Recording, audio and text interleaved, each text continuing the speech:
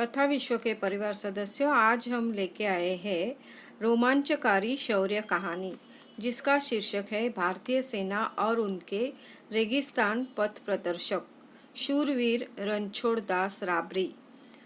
साहब, मारो थैलो तो नीचे रही गयो। हेलीकॉप्टर में चुपचाप बैठे उस वृद्ध व्यक्ति ने जैसे ही यह कहा, उसके साथ आए सैन्य अधिकारियों ने तुरंत हेलीकॉप्टर को वापस मोड़ लिया और उसे हवाई अड्डे पर उतार दिया।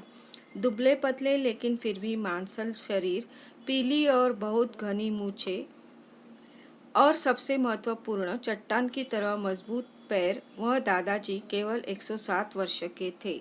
हाँ, केवल 107 वर्ष के। यह दादाजी सैन्य अधिकारियों के साथ हेलीकॉप्टर में कैसे है?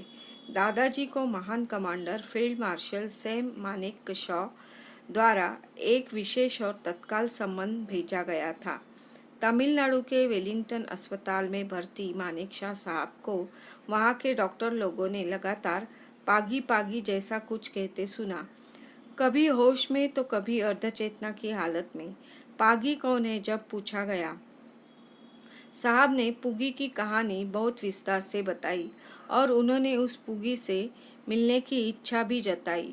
उन्होंने आदेश दे दिया। सेना ने पागी को ढूंढ लिया और दादा को राजस्थान में पाकिस्तानी सीमा पर स्थित बनासकाठा के निम्बाला गांव से ले जाया गया। उनके लिए एक विशेष हेलीकॉप्टर की भी व्यवस्था की गई थी। मानेकशॉ साहब का नाम लेते ही दादाजी की आंखों में एक विशेष चमक उभर आई। उन्होंने घर की महिलाओं को कुछ बताया। उन महिलाओं ने भी 15-20 मिनट के भीतर जल्दी जल्दी एक कपड़े का थैला दादाजी को थमा दिया। पास के आर्मी बेस से एक हेलीकॉप्टर ने उड़ान भरी और तभी दादाजी ने कहा, साहब, मारो थैलो तो नीचे रहना।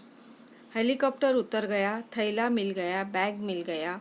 सुरक्षा कारणों से उस बैग में क्या है?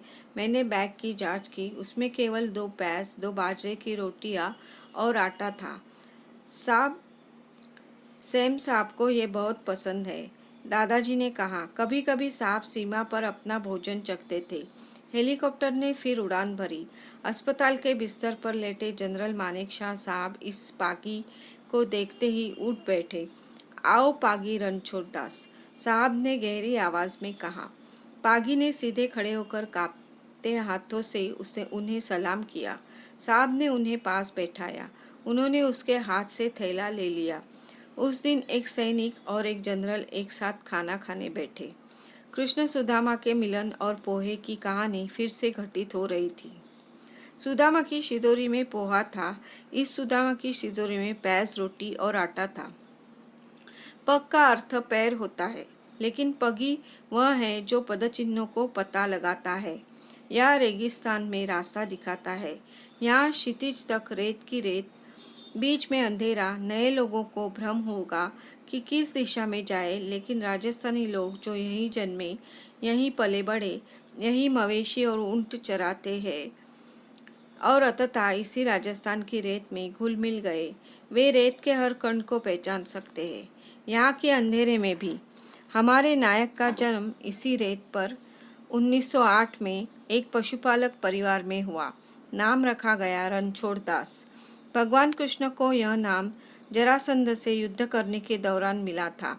ऐसा कहा जाता है कि युद्ध में किसी भी तरह की जनहानि से बचने के लिए युद्ध योजना के तहत भगवान कृष्ण अस्थायी रूप से युद्ध के मैदान से भाग गए थे और इस प्रकार उन्होंने युद्ध छोड़ दिया था। रणछोड़, बाद में जरासंध मारा गया, लेकिन ये रणछोड़ दास कलियुग में और मानव अवतार में 1965 और 1971 के भारत पाक युद्धों में भारतीय सेना की अग्रिम पंक्ति में रहे। रणछोड़ दास, जिन्होंने अपना जीवन रेगिस्तान को रौंदते हुए बिताया था, रेत पर ऊंटों के पैरों के निशान और मनुष्यों के पैरों के निशान ने किसी न किसी चीज़ के बारे में सटीक भविष्यवाणी करते थे। कितने ऊंट होंगे, इस पर कितने लोग बैठेंगे, उनके साथ कितने यात्री चलेंगे, वहाँ कितनी महिलाएं और कितने पुरुष होंगे, उनका वजन और उनकी ऊंचाई कितनी होगी। रणछोड़ दास का यह अनुमान कभी गलत नहीं होता।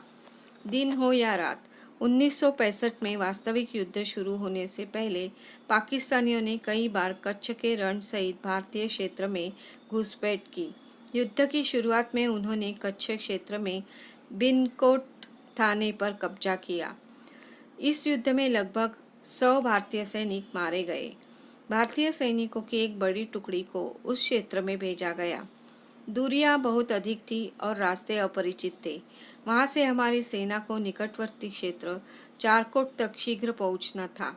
सीमा पास के जंगल में 1200 पाकिस्तानी सैनिक छुपे हुए थे। रणछोड़ दास ने उनका सही स्थान पता लगाया।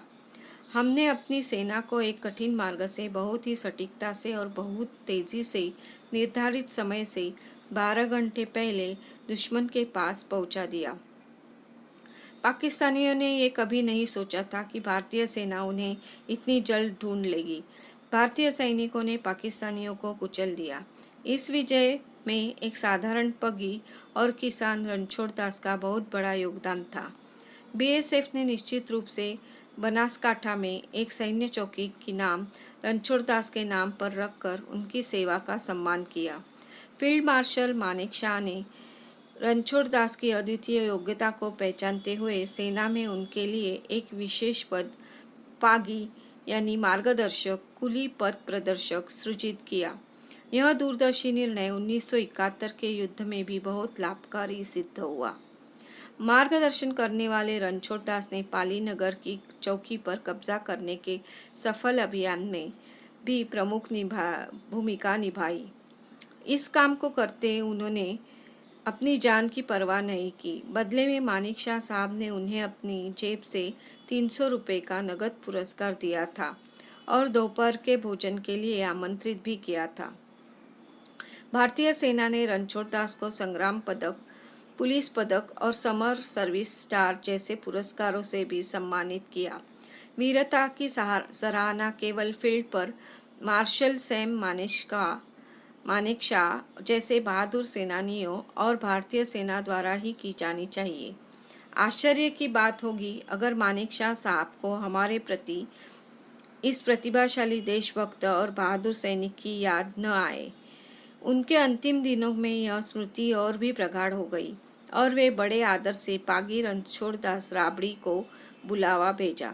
मानेकशॉ साहब का 27 जून 2008 को निधन हो गया। पागी रणछोड़ दास ने 2009 में 108 साल की उम्र में तुरंत स्वेच्छानिवृत्ति ले ली। मानव जीवन की 100 वर्ष की सीमा पार कर चुका शरीर कितने समय तक काम करता रहेगा। सन 2013 में 112 वर्ष की आयु में यह वृद्ध स्वर्ग सिधार गया। गुजराती लोकगीतों में रणछोड़ दास की उपलब्धियों का वर्णन मिलता है। एक आम आदमी को इससे बड़ा नाम और क्या मिल सकता है। सादर प्रणाम। दोस्तों, कैसे लगी आपको ये कहानी हमें कमेंट करके बताएं। चैनल को सब्सक्राइब करें, घंटी का बटन ज़रूर दबाएं ताकि ऐसी मज़ेदार कहानी आप तक पहुंच सके। धन्यवाद।